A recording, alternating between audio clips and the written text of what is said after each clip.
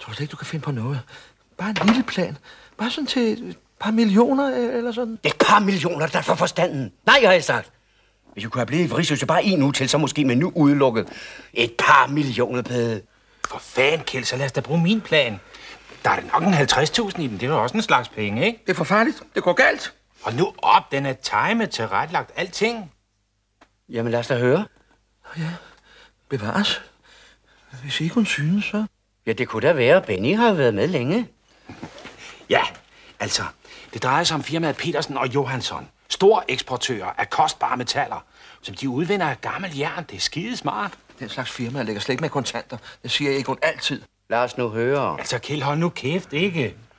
Forstår I, den første torsdag i hver måned, så afgår der en lastbilkonvoj med eksportvarer. Rejse, stillelse af toller.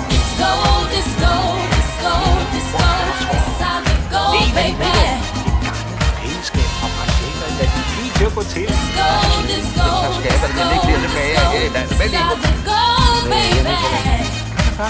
Hold da op, jeg har selv set. He's got the Midas touch, but he touched it too much. He remember. Jeg tror bare, det er ikke umuligt at bryde ind. Det er da også helt umuligt.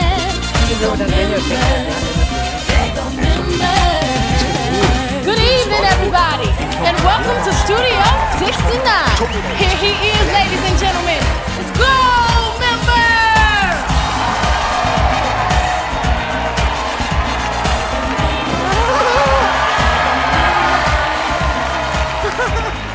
Hey everybody, I am from Holland. Isn't that weird? Yes.